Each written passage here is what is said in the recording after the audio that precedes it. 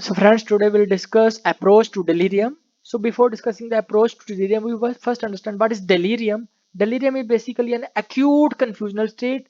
It is an acute confusional state in which the patient may become either hyperexcitable or may become hypoexcitable. If the patient become hyperexcitable, then he may be very agitated, may be very aggressive, his motor activity increased, and this is the case with hyperactive delirium. It is the case with hyperactive delirium. Then if there is hyperactive delirium, then there is also a hypoactive delirium.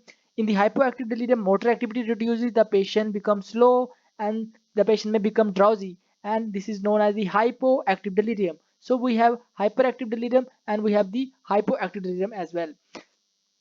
So in the routine wards, we are finding the patient of hyperactive delirium most commonly. For example, if an alcoholic patient regularly consuming alcohol suddenly stops taking the alcohol, then he will be present to the emergency. Then he may be very aggressive, he may be shouting on other persons, or he may be harmful for the other person. Then it is a case of hyperactive delirium. So after understanding the delirium, now let's discuss what are the causes of delirium. Then we will proceed towards how we will approach a case of delirium. So what are the causes of delirium? You can remember it by mnemonic delirium, where D means the drugs. Drugs can cause delirium. For example, alcohol or benzodiazepine withdrawal can cause delirium. Even certain anesthetic medication, for example, ketamine, propofol, these drugs also cause delirium. Then E means the ear. It means patient having deafness or patient having vision problem that can precipitate delirium. And anything that causes the low tissue oxygenation, low blood oxygenation, for example, COPD patient, for example, patients with pneumonia, patients with pulmonary embolism, they can also have delirium. Then in liver failure, the patient may have ictal state in which the pneumonia start build up in the circulation, and that goes into the brain, that can also precipitate the delirium. So after the ictal state, retention of urine and stool can precipitate delirium. Even infection, even any source of sepsis can precipitate delirium, can cause delirium. Even underhydration, undernutrition can cause delirium, and metabolic cause like hepatic encephalopathy can cause delirium. Even diabetes mellitus, we have seen the patients with diabetes mellitus can have delirium. And one important thing you have to know, that the electrolyte disturbance, that is the hyponatremia and hypernatremia, both can cause delirium. That is hyponatremia and hypernatremia, both can cause delirium. This is very, very important.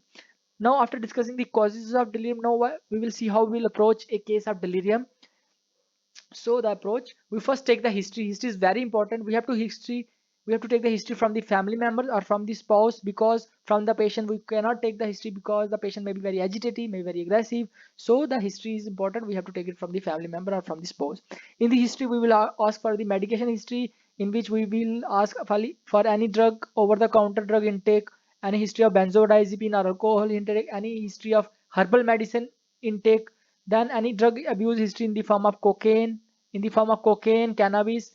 These things we have to ask for. Then we have also checked their baseline cognition or baseline thinking, baseline mentation. We can get it from the OPD records. This is also very important for approaching a case of delirium. Then if the patient is old, we must rule out Alzheimer disease, Parkinson disease, dementia with Lewy bodies. These things are important. Then we also rule out whether there is any recent hospitalization, any infection, any major organ failure, any thyroid disorder in the patient, any vasculitis is present or not. So after the history, then comes to the examination part. So in the examination, we must examine their cerebrovascular system, in which we must rule out the meningitis. For meningitis, we should look for the signs of knuckle rigidity, Kernicki sign, Brzezinski sign. Then any signs and symptoms of stroke, for example, paralysis of the right side or the left side, or there may be spasticity, or there may be brisk tendon reflexes. These things has to be looked for. Then in the eyes, we should look for icterus, as I already told you. In hepatic encephalopathy, liver gets damaged, bilirubin start build up in the circulation, and ammonia start build up in the circulation, and that can precipitate icterus. Then if there is hypoxemia to the patient, then we can see the cyanosis as well. So then in the arm, we can see if the patient is IV drug abuser, there may be rash of the IV drug abuser. And in the hand, we can see the asterixis. Asterixis are also called as flapping tremors. We can see in whenever there is major organ failure, for example, respiratory failure, liver failure, and in renal failure.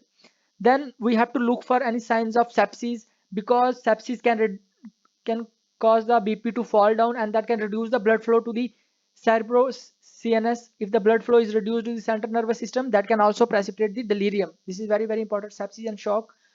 For sepsis, we can see sepsis can occur due to many reasons. For example, pneumonia, for example, UTI, for example, pneumonia, for example, UTI, and for example, if the patient is having infective endocarditis, we can get the murmur in the heart, or for example, cellulitis. All these things can cause sepsis and can reduce the blood flow to the central nervous system and cause ischemia and can precipitate delirium. So these things we have to be look for.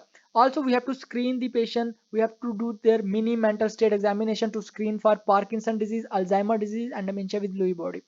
So after discussing the examination finding, there is certain diagnostic method to diagnose the delirium. This is called as confusional. This is called a confusional assessment method. There are 4 points in it.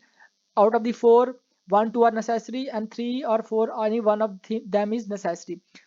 So the first point is that the delirium should be acute state and there should be a fluctuating course. There should be a fluctuating course and it should be acute. And there should be patient should have gross inattention. There should be a disorganized thinking of the patient and the patient should have altered consciousness. So these things are necessary to diagnose a case of delirium.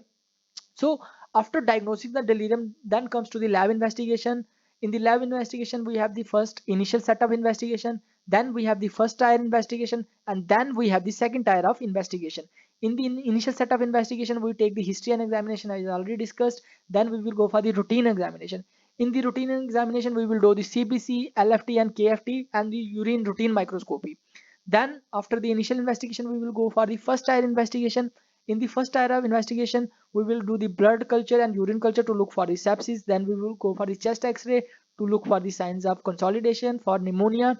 Then we will go for the ABG, that is atrial blood gas analysis, to look for acidosis, any hypoxemia, any CO2 retention, that we have to look in the ABG.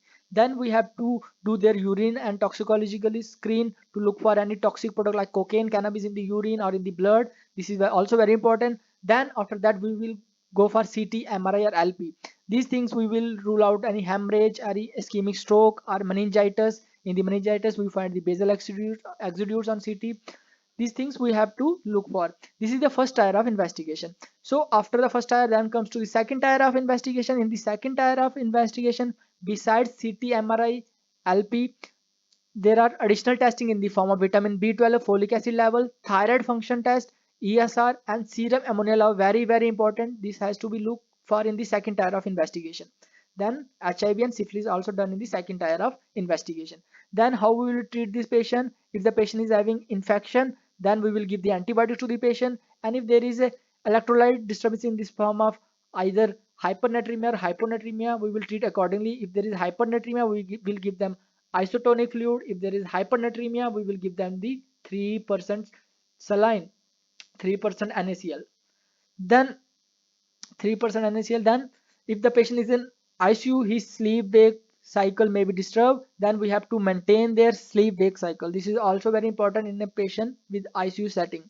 Then we can also give the drugs to calm the patient. We can give them the very low dose typical antipsychotics or atypical antipsychotics. In the typical antipsychotic, we usually give the haloperidol, but if there is side effects with the typical antipsychotics, we will shift them to the atypical antipsychotics in the form of olanzapine. Then benzodiazepine ideally should be avoided, but if the delirium is caused by either alcohol or benzodiazepine withdrawal, we can give the benzodiazepine. Then benzodiazepine we usually avoid because it can precipitate delirium. So that's it. Thank you.